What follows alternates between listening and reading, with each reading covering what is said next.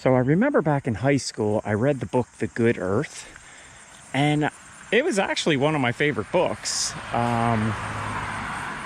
So when I saw that there was a house here in Bucks County, I definitely wanted to check it out. And to be honest with you, I had no idea that Pearl S. Buck ever lived in Pennsylvania, but evidently she did. So we do have a little historical marker here. Author of over 300 books and other published works. So I'm just gonna hold my camera up to this. You can pause it and read if you like. So just doing a little reading as I'm walking along here. It's also known as Green Hills Farm. That's probably what it was named before Pearl S. Buck bought this property. But it's huge, 67-acre homestead. Pretty cool. Okay, so the first thing we're coming up to as I walk up this driveway is Pearl S. Buck gravesite. Okay, so didn't know that either. She's actually buried here. So let's check this out. Got some beautiful flowers.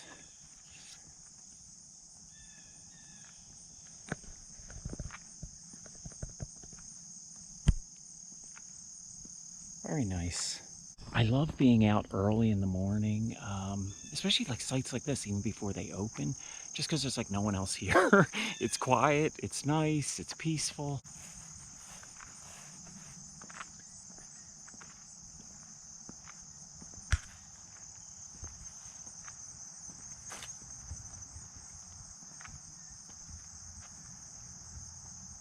And here we are. We're at the gravesite. Pearl S. Buck, June 26th, 1892 to March 6th, 1973.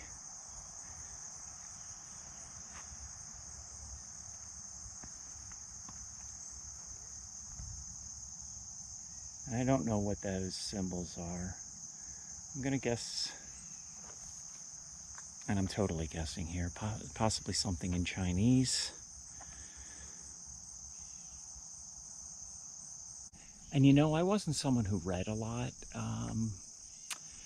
just kind of have a short attention span, but I remember I had to read that book to get a passing grade back in high school, and I loved it. I mean, I really, really loved it. I actually read it again years later. So The Good Earth is absolutely one of my favorite books. So this is really cool. And it was published in 1932.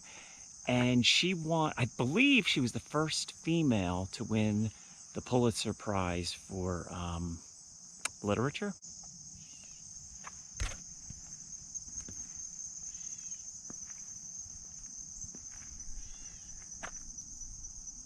So I want to make a little correction on what I said earlier. She won the Nobel Prize, not the Pulitzer Prize. She may have won a Pulitzer Prize as well, but she was the first woman ever to win the Nobel Prize for literature, which in 1938 was huge. She was way ahead of her time. So this first building is actually the Welcome Center. I'm kind of thinking this is not her original house. I see the lights are on, so there's people in there, but they're not open yet.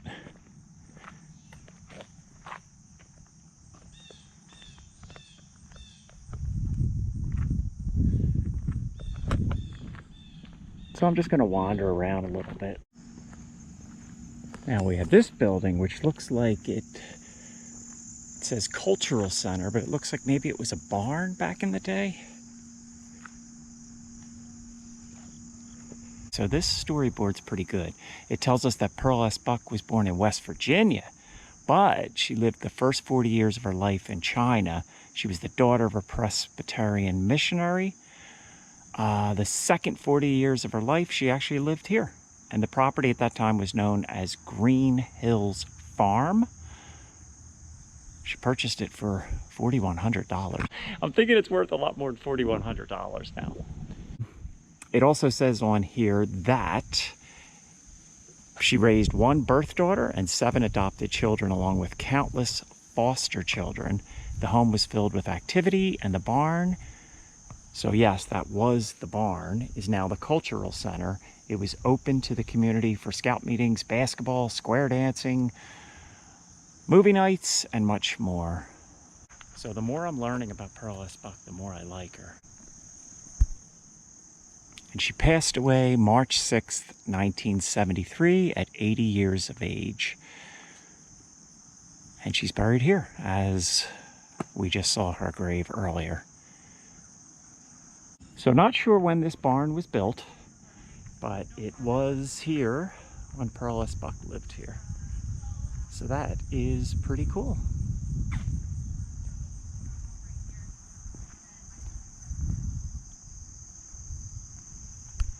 So I'm wondering if anyone could answer this. And I'm asking this without knowing the answer. Why are barns, most barns, all painted this color, red? Is there a reason for that? I'm sure there is, and I'm sure I could Google it, but I thought I'd throw it out there to my viewers. All right, so here's another statue, mother and child. The artist was Madeline Smith.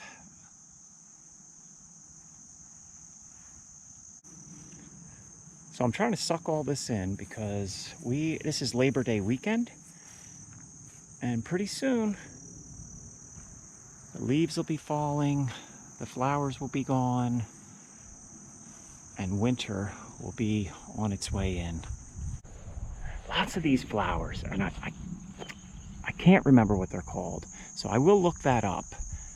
I want to say cat's eye, maybe? I'm thinking I'm way wrong. But I'm wondering if maybe Pearl S. Buck really liked those flowers, because there's a lot of them here. Now this, I'm assuming, was Pearl S. Buck's home. So I guess I'm in the back of the house right now. We have greenhouse.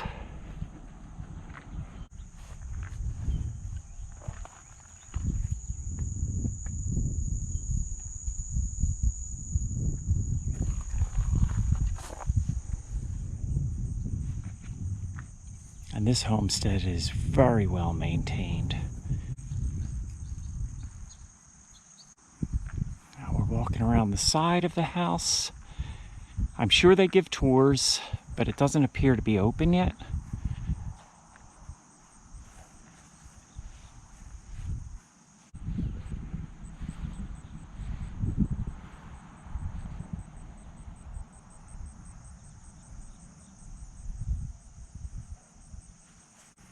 All right, there's a little courtyard here. Of course, we need to go in there. God, look at this. This is so beautiful.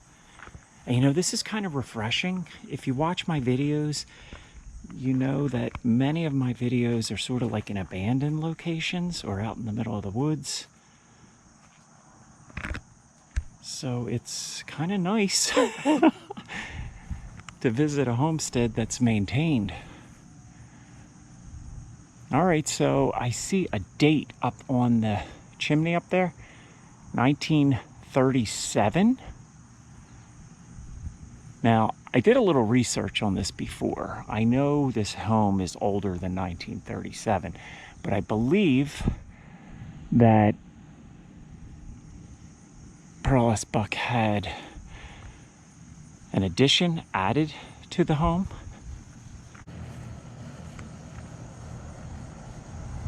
But it definitely right up there on the chimney, which I can't really zoom in with this camera, but it says 1937 JNRW. JNRW.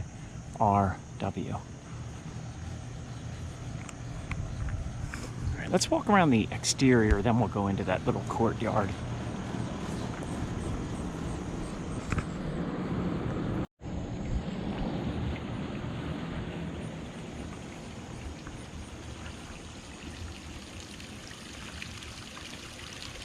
Oh, look at this.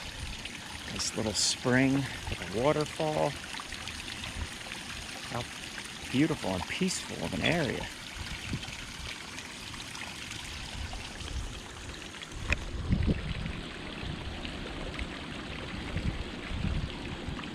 we have these. And I forget what these are called. I know I've seen them out in the wild, and I kind of refer to them as torches because that's what they look like. They look like a torch. And this, I'm assuming, is the front of the house.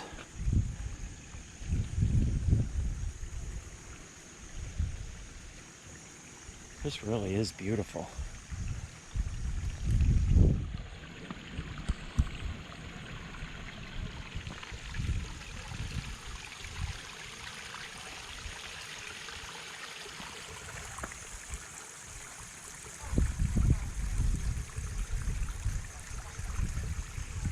And that, I'm assuming, is the front door.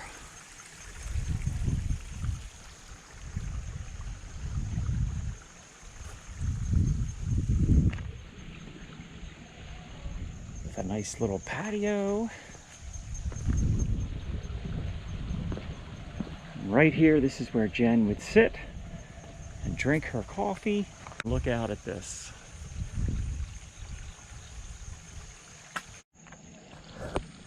Got a nice little statue here, a girl jumping rope.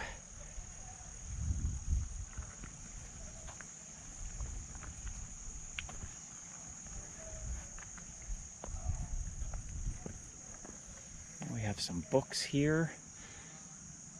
Jumping for Joy by Jim McGinnis. I guess he is the artist.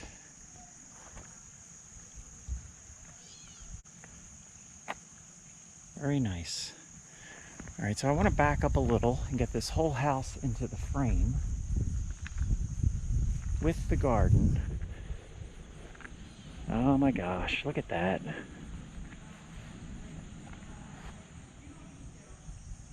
I can see why she loved this place so much. So let's go in and check out this little courtyard area.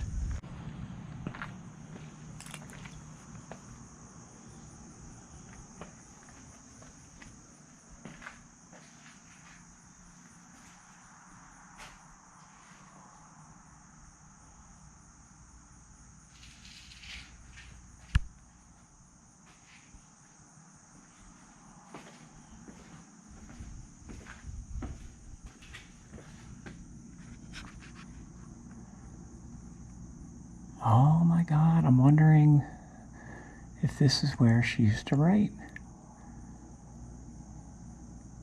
This desk tells a story.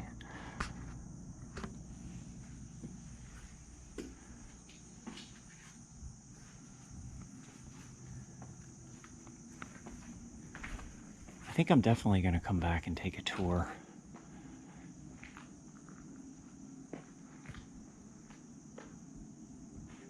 And you never know with tours if you're allowed to do a video. If so, I would certainly take video and post it.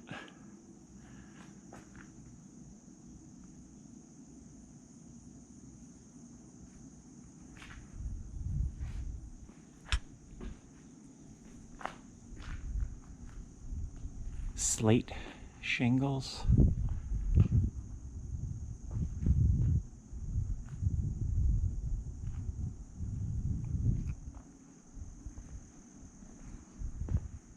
So the house was actually built in 1835.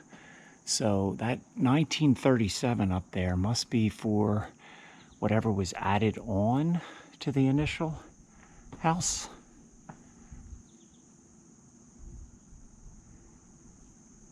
Maybe we can figure out what part's the add-on. I'm thinking this is the original. And the rocks over here look a little bit different. So maybe that was all added on. But I'm totally guessing. Let me know what you think.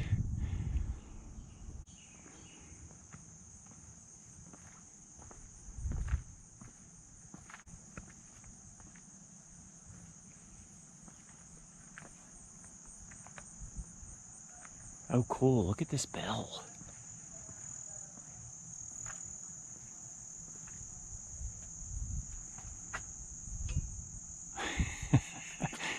I want to ring it, but I will not. What do we got here? Pearl S. Buck House has been designated a National Historic Landmark in 1980. So this bell, I'm thinking this was here, original, and maybe this is what was used when lunch was ready or dinner was ready, or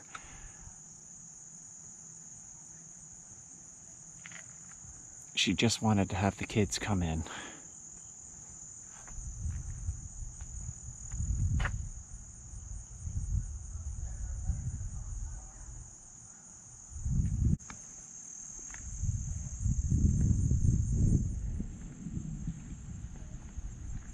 And we have this little shed, I want to call it. It's cute. Surrounded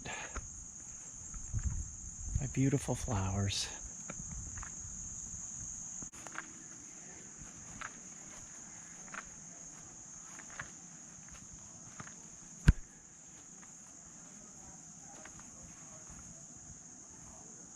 And these trees, I'm sure, are very old.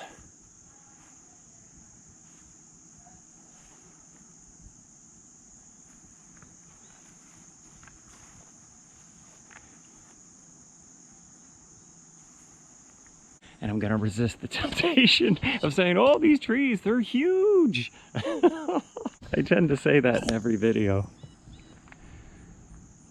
And one of my viewers pointed out that he used to live in California, and he said these trees are nothing compared to the trees out west. And I would agree with him. I visited the Sequoia National Forest years ago.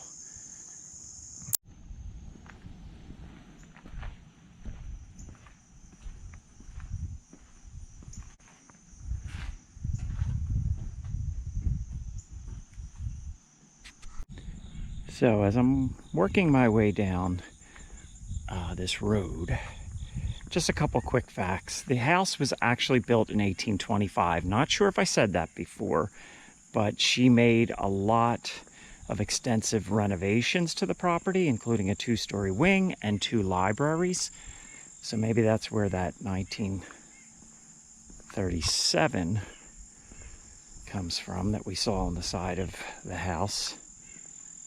And the house is now a museum. It's open to the public, showcasing 12 rooms, including a pre-Revolutionary War cottage and an 1827 barn. So the barn we were looking at, well, that was built in 1827. But I didn't realize it was part of that house. A small cottage was actually pre-Revolutionary War. All right, so I made my way back to where we pretty much started.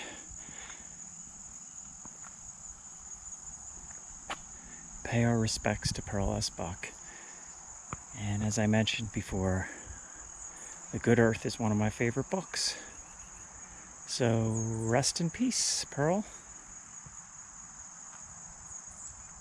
And with that, I'm going to end my video. I hope you enjoyed this. If you could give it a like, that would be awesome. If you haven't already, please subscribe. And I look forward to seeing you in the next video. Thank you so much. Have a great weekend, everybody.